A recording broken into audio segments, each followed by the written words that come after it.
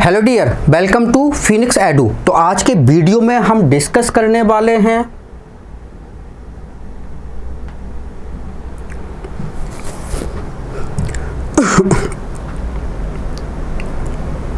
Hello dear, welcome to Phoenix Edu. तो आज के वीडियो में हम डिस्कस करने वाले हैं स्टूडेंट सेल्फ प्रैक्टिस लेवल 1 के क्वेश्चंस को, क्वेश्चन नंबर 41 to 50।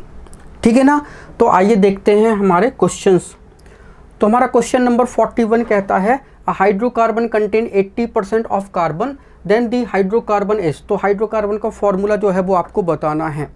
तो जब भी आपको ये फॉर्मूले बताने हों तो कोई भी फॉर्मूला जो होता है वो किसके फॉर्म में लिखा होता है, मोल के फॉर्म में लिखा होता है। जैसे मान लीजिए हमने लिख दिया CH4, तो इस मीथेन में जो है वो कार्बन जो है वो 1 मोल है एंड हाइड्रोजन जो है वो 4 मोल है। तो हमको मोल जो है वो निकालने हैं और मोल आपको पता है वो टेबल बना के ही निकलते हैं। ठीक है ना।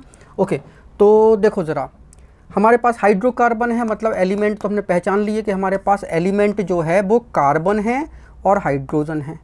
फिर इनका परसेंटेज पहचान लेते हैं। तो ये कार्बन 80% है, तो हाइड्रोजन 100 - 80 करोगे तो 20% ये हो जाएगा। ठीक है ना। ओके, फिर क्या करेंगे हम, एटॉमिक वेट जो है वो लिखेंगे, राइट। तो एटॉमिक वेट जो है वो कार्बन का कितना होता है 12, हाइड्रोजन का होता है कितना 1। ओके, अगर पूरा का पूरा ये हाइड्रोकार्बन 100 ग्राम का है तो उसमें 80 ग्राम जो है वो आपका कार्बन है और 20 ग्राम जो है वो हाइड्रोजन है, राइट। तो अब इससे हम जो है वो मोल निकाल लेते हैं। तो मोल क्या होता है, that is the weight by atomic weight. ठीक है ना। तो वेट 80 है और ये 12 है, ये 20 है और ये 1 है, राइट। तो बस हम क्या करते हैं, डिवाइड कर देते हैं। ठीक है ना। तो कैलकुलेटर थोड़ा सा जल्दी हो जाएगा, राइट। तो ले लेते हैं भाई कैलकुलेटर।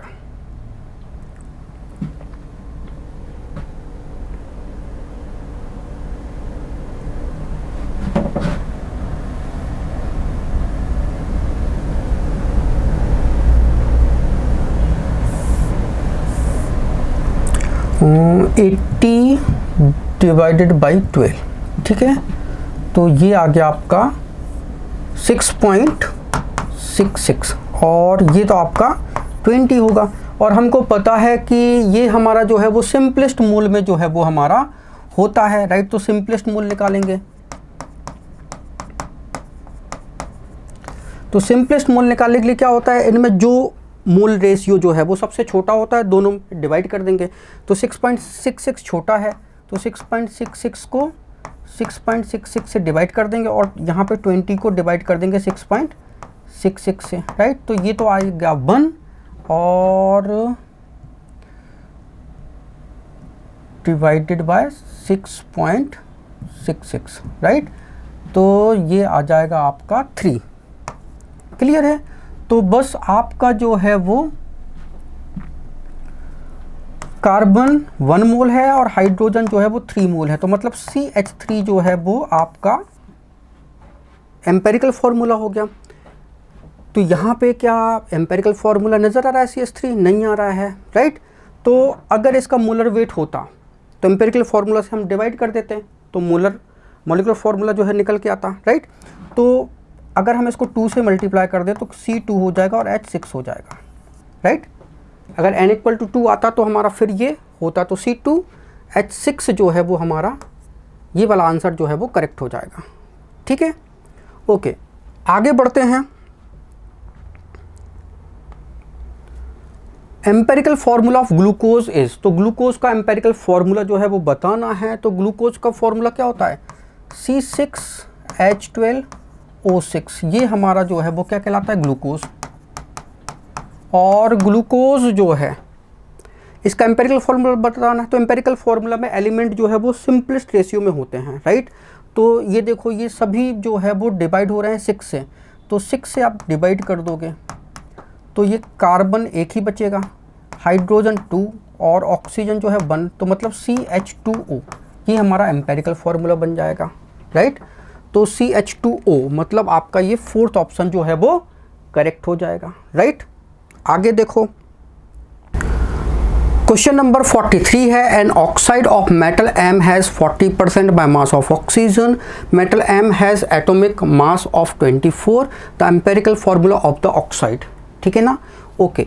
तो हमको एम्पेरिकल फार्मूला बताना है, तो आपको पता है कि वो टेबल बना के ही आएगा। तो एलिमेंट आपको पता है, एक मेटल है और एक ऑक्सीजन है, तभी मेटल ऑक्साइड बनेगा। ठीक है ना, ओके। तो परसेंटेज देख लेते हैं भाई। तो 40% बाय मास ऑफ ऑक्सीजन है, तो ऑक्सीजन तो 40% है, तो मेटल जो है वो निश्चित तौर पे 60% होगा। अगर पूरा मेटल ऑक्साइड 100 ग्राम है तो ये 40 ग्राम होगा, ये 60 ग्राम होगा, राइट। फिर हम एटॉमिक वेट देख लेते हैं। एटॉमिक वेट मेटल का 24 गिवन है और इधर पे ये 16 गिवन है, क्लियर है। फिर हम निकालेंगे मोल। ठीक है, तो मोल क्या होता है, that is the weight by atomic weight. ठीक है, तो वेट कितना है, 60 बाय 24, 40 बाय 16, राइट।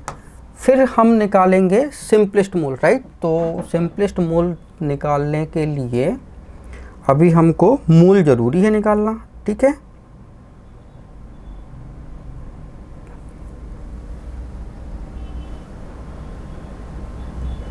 तो देखो ज़रा, ये हमारा 60 और ये 24 से डिवाइड किया तो ये आपका आ गया 2.5 और 40 और ये 16 से डिवाइड करोगे तो ये भी 2.5 आ गया, राइट। तो अब हम निकालेंगे क्या, सिंपलेस्ट मोल।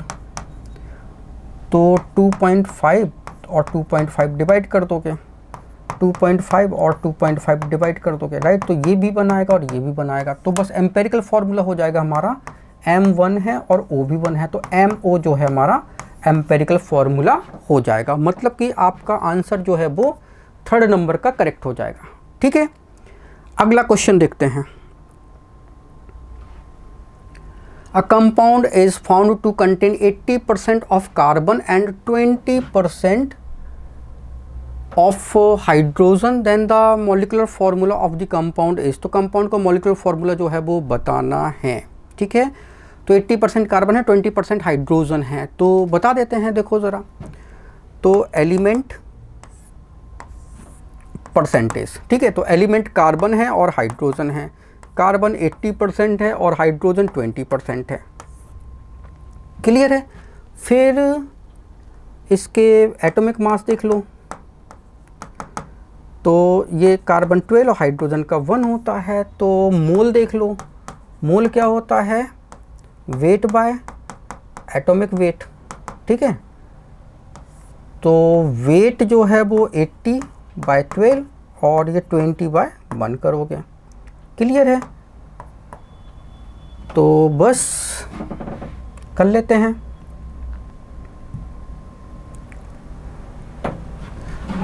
तो 80 बाय 12 तो 6.66 आया। ठीक है, और ये तो आपका 20 आ गया। और सिंपलेस्ट मोल निकालो, तो सिंपलेस्ट मोल में क्या होगा, जो छोटा रेशियो आएगा उससे दोनों को डिवाइड कर दो। तो 6.66 छोटा है तो ये हमारा डिवाइड हो जाएगा, तो ये 1 आएगा और इसको हम डिवाइड करके देख लेते हैं। ठीक है,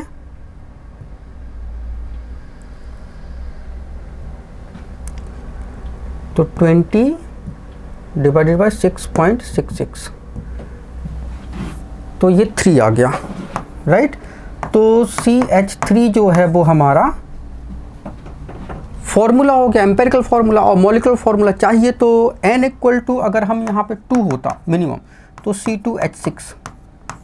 ठीक है, अगर 3 होता तो C3H9, 4 होता तो C4H12। तो देख लो ज़रा इनमें से कौन सा मैच कर रहा है।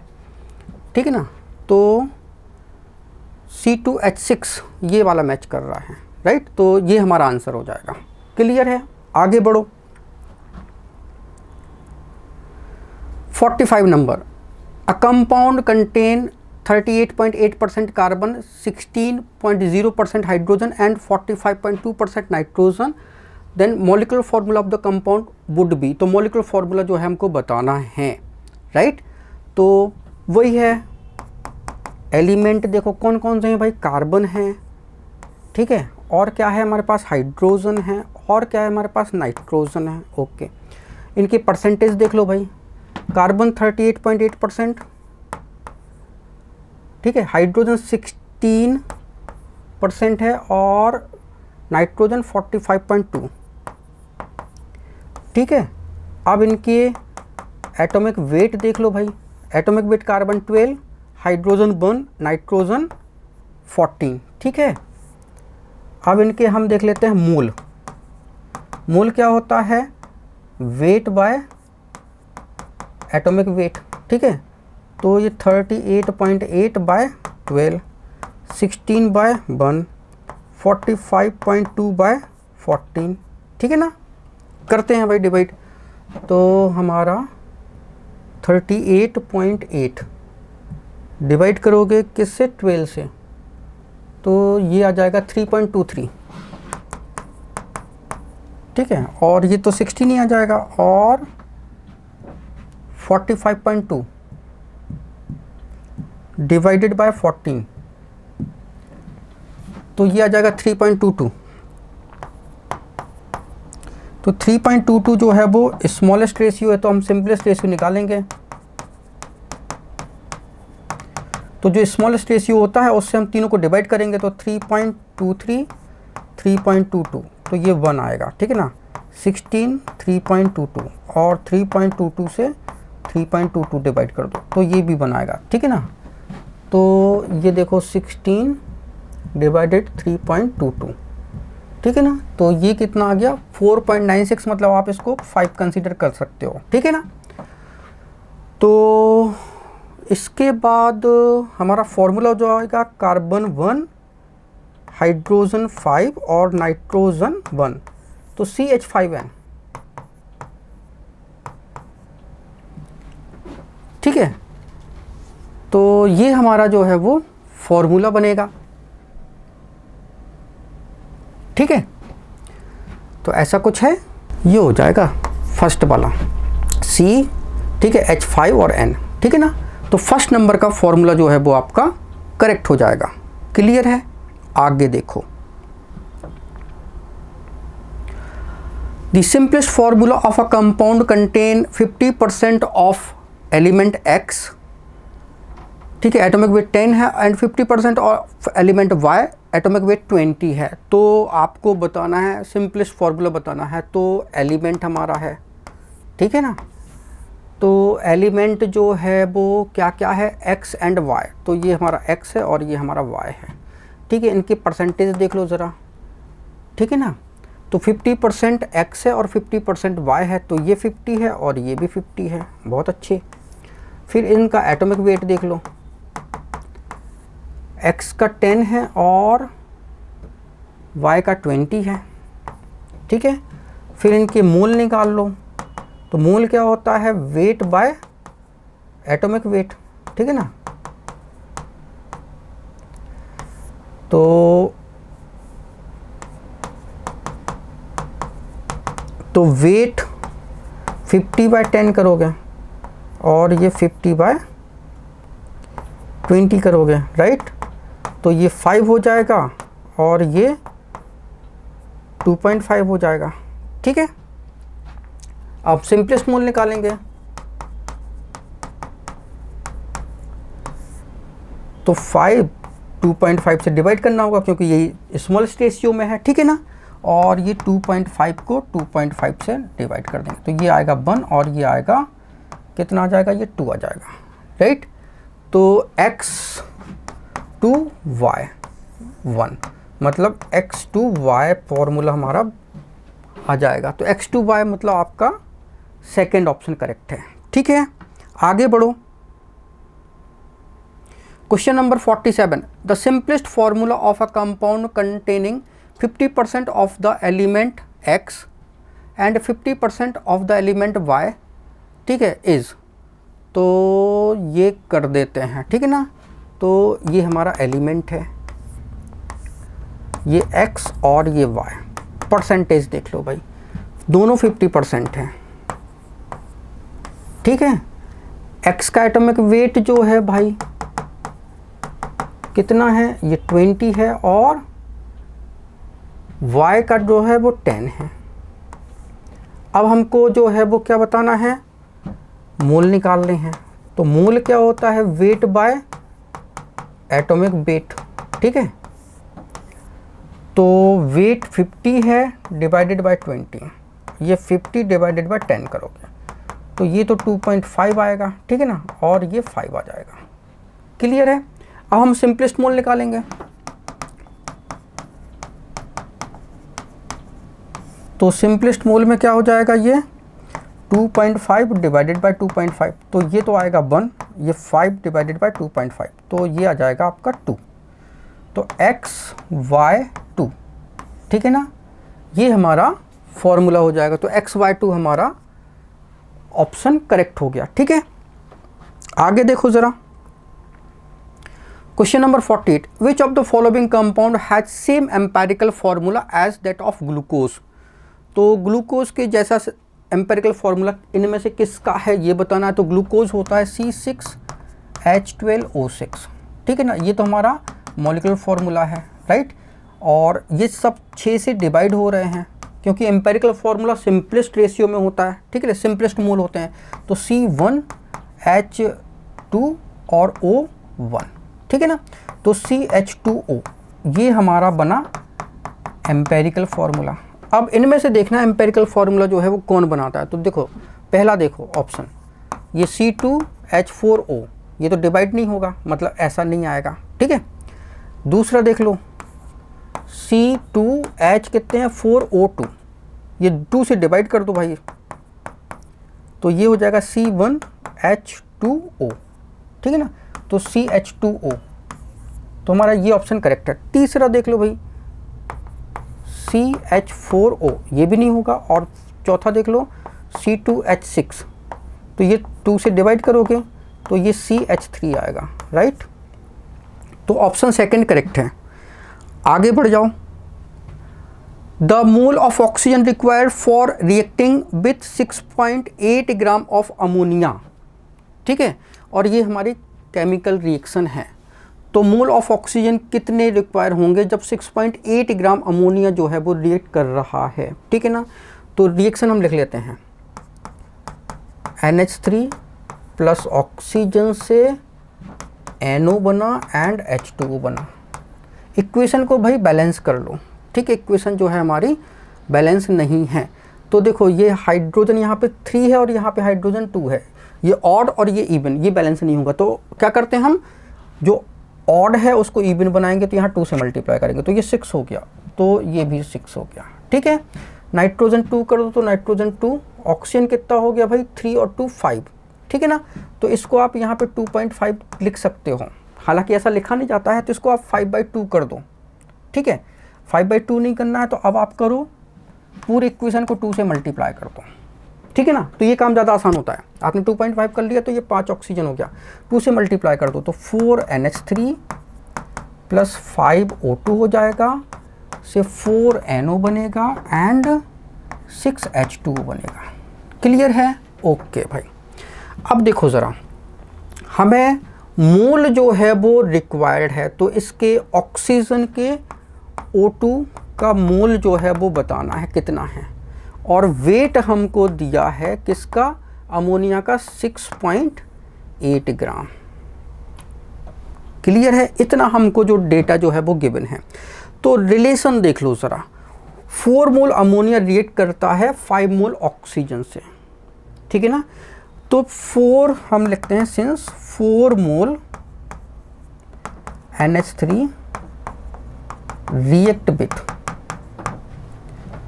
5 मोल ऑफ ऑक्सीजन, ठीक है। अब ये जो वेट है इसको भी मोल में कन्वर्ट कर लें तो बस ऑक्सीजन के मोल आ जाएंगे हमारे, ठीक है ना। तो मोल में कन्वर्ट कर लेते हैं, तो 6.8 डिवाइडेड बाय अमोनिया जो है 17 होता है उसका मोलर वेट, ठीक है। तो मोल जो है वो हमारे आ जाएंगे, ठीक है ना। तो मोल जो है वो हम निकाल लेते हैं, ठीक है।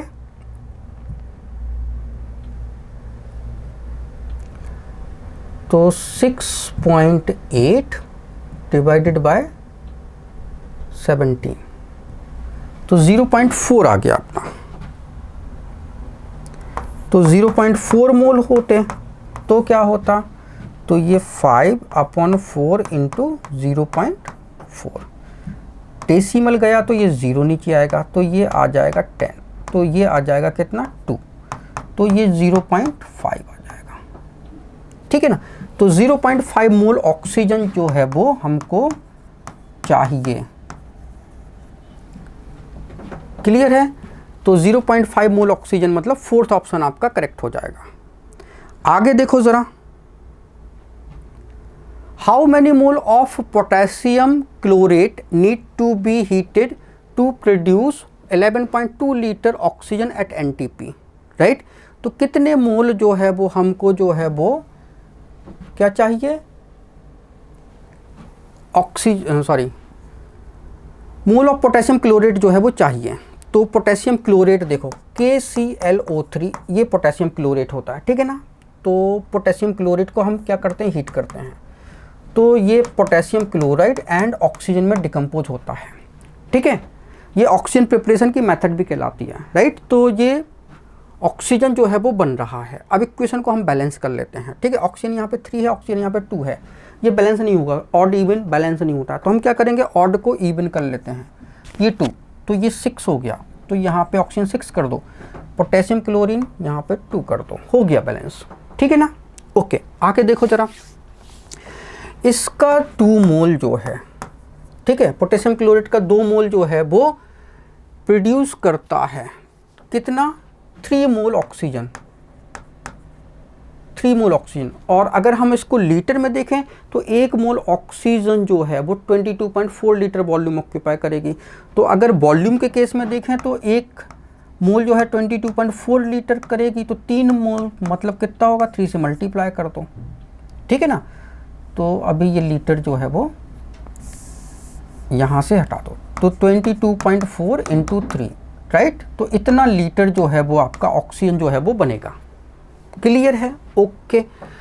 तो 11.2 लीटर ऑक्सीजन के लिए कितने मोल पोटेशियम के क्लोरेट के चाहिए, तो देख लो ज़रा, इसका 11.2 लीटर, तो इसके कितने मोल लगेंगे, हम मान लेते हैं x, तो ये दोनों रेशियो इक्वेट करा देते हैं। या आप यूनिटरी मेथड लगा लो, क्या लगा लो unitary method, since 22.4 into 3 litre oxygen produced by 2 mole of KClO3, ठीक है।